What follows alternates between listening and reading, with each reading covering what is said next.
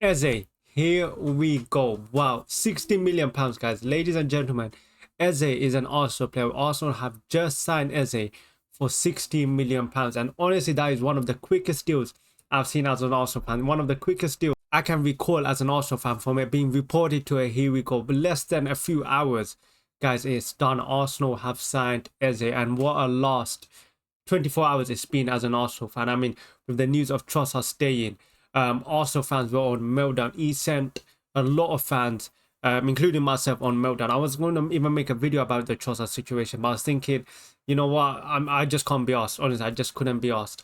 To then today, hearing about Kai Havertz get injured and out for a significant time, to then hearing, it's suddenly a here we go with Eze. What a 24 hours it's been. It's been absolutely crazy. And to be honest with Eze, I really did think he was off to Spurs. I mean, all the signs pointed towards him going to Spurs. With Trossard staying, confirmed last night, and us hearing that also need to offload a left winger before we can sign Eze, and then hearing on top of that Spurs advancing every day closer and closer to Eze, it really did hear. So it did really look like Arsenal were out of the race. And then we were hearing things like in the morning that Arsenal were trying to go for bargains as an alternative for Kai Havertz being injured. And I was just thinking to myself, a bargain, like what is that supposed to mean? Like, what does that mean? Arsenal trying to look for a bargain? Like, we are trying to win the league here, and we are talking about Arsenal trying to get a signing for a bargain. Like, we're shopping at Poundland or sorry, I was gonna say Lidl. Like, I didn't, it just didn't make sense. And I thought it was literally, honestly, I thought it was only a matter of time till he goes Spurs. And I thought to myself, all those videos I made, all those Eze transfer updates I've made, all absolutely gone to waste. What a waste of time. But now, not only has he come to us, the main thing is he hasn't gone to Tottenham. Like, that is that's like the cherry on top. And with a flick of a switch, everything has changed. And now he's heading to Arsenal. But for me, look, at the start of the summer window, especially at the end of last season, I believed that we needed a striker as well as a striker, as just as important as a striker. Also needed a left winger. We need an upgrade on that left winger, because you saw it from last season, between Martinelli and Trossard. Honestly, none of them could make the position theirs. We saw it the whole of last season, and it was very frustrating to watch. They're both so inconsistent. And what we needed an upgrade on that left wing, and it was key for us. It was one of literally, if it was number 2 in terms of priority. We needed a striker, and we urgently needed an upgrade on the left wing. And Eze literally fits that. He might not be the traditional left winger, okay, but 100% without a shadow of doubt in my mind, this guy is an upgrade to our left wing, and he gives us exactly what Arsenal have been lacking. He's a maverick type of player, a player that can impact the game, a player who isn't afraid of taking shots and dribbling. Like, he's something different to what we have. He's completely something different. And my God, does this team need creativity? Like, it is screaming at you every game. You can see how much we are screaming for creativity. Like, when you look at the creativity we have, it's literally only Odegaard. Odegaard is our only source of creativity. And the thing is with Odegaard, that when he does not, when he's not going to play 10 out of 10 every single game. And the thing is, sometimes when he is off form, we have no replacement. There's nothing we can do. And with Eze, the other benefits he gives is he solves so many issues. Not only is he a left wing, he can also play in the cam position. He can play as an attacking midfielder.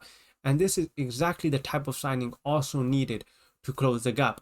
I believe the signing, I believe this signing, especially at the left, will decide whether we win the league or not. Like, I believe that if we didn't upgrade on the left wing, I believe we were going to fall short again. And this signing is something that can help Arsenal go across the line. When you talk about signings helping you take you over the line, this is that type of signing, because he gives us exactly what we are missing.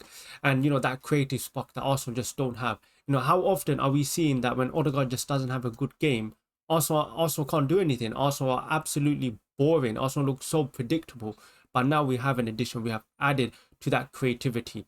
This is a type of signing that raises the ceiling, okay? It's these type of signings that are going to help you win the league. Now, I'm not saying 100% us signing as a 100% confirmed Arsenal are going to win the league. But let me tell you now, it is definitely going to help us. We definitely have a better chance now than we did 24 hours ago.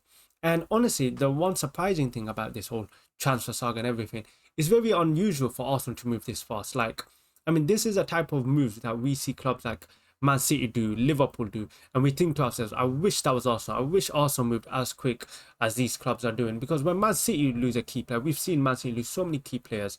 And what do? Not only do they sign a replacement, but they sign a replacement as good as that player who was injured. We've seen it countless of the time over the years. And also we're just used to whenever a top player gets injured, we just try to find internal solutions. If it's no internal solutions, we go into the market looking for these supposed bargains. And what happens? We end up signing them, and then we need to end up offloading them in another 2-3 years because we realize, oh crap, they're just another stopgap. And in reality, they're not good enough. So it's the same cycle, and it's refreshing to see Arsenal, to do something different. It's encouraging. It shows out, it shows that we finally acted like a big club for once. Whether they carry this on or whether it's a one-off is a different story, but it needs to carry on. For us to win trophies, we need to carry on this way. It can't just be a one-off, but it's a step in the right direction. And just one quick thing about Kai Havertz. This news honestly has come out of the blue. And of course, for me, the one surprising thing about Kai Havertz, well, not surprising thing. One of the shocking thing about this, Kai Havertz getting injured. Like Kai Havertz, when he gets injured, I'm very shocked. This is a man that does not get injured a lot. I know he's mixed in terms of the Arsenal fan base, whether he's like one of those 50-50 players that there's some fans that don't love him, and some fans who absolutely love him. And the one thing about Kai Havertz, whether when you talk about performances, whether I don't even want to discuss it right now. One thing about him, he makes himself available. This guy will be fit for every single game, and that's a great ability. That's a great trait. I know, like, that sounds so basic, a player being fit, but trust me, you look at the players now, look how many top players we've had, look how many signings we've made here. We signed them for a lot of money, and what happens? They spend half the time in the flipping medical room. But Kai Havertz is one of those players. He makes himself available. He takes care of himself, and even if he's not performing, at least he's available, giving his 100%. And that was shocking to me, like him getting injured for that long, considering he literally just came back from an injury. He came back very quick, by the way, and now he's out injured again. So apparently he got injured by Ugarte. So I don't even know. Like, I didn't think he was injured after that game, because he looked fine. He carried on playing. He finished off the game. He walked away, like he seemed completely fine. So it was a bit shocking. And the fact is, they didn't even mention a timeline end. So, but it does look like he will be out for a few months, maybe 3-4 months. It has to be a long period for Arsenal to get back into the transfer market. And at the same time, it is a bit concerning at us signing Eze, because it meant that for Arsenal to sign Eze, for Arsenal to upgrade on the left wing, we had to lose out on Kai Havertz. Like, that's at the same time, that's worrying. Like, if we only went in because we lost a player, so if Kai Havertz didn't get injured, that means what? We would have not signed Eze. Like, that's what it looks like. But and another thing it did show was this whole bogus, this whole absolute bogus 1 in 1 out, also having to offload to sign Eze, also having to offload to sign this absolute nonsense. It's been absolute garbage, because today we saw it. He got desperate and they went and signed someone. So clearly it hasn't been about trying to offload players. It's clearly been just trying to slim down the team. But at the same time, why don't you just sign your top targets, and the other players, they can leave, or maybe force them to leave? So absolute bogus. We've just been fed PR, and I can't believe I've been fell for it.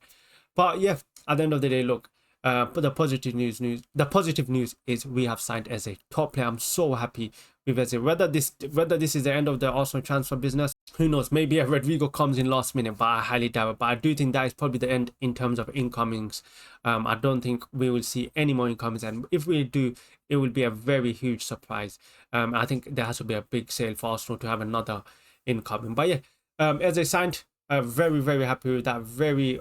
The thing that makes it better is the fact that we literally snatched him from Spurs. They were so close to him. Their hands were literally on him, and we just snatched him off them. But yeah, if you enjoyed this type of videos, hit the like button, subscribe. Let me know what you think about Eze, and I'll catch you guys in the next one.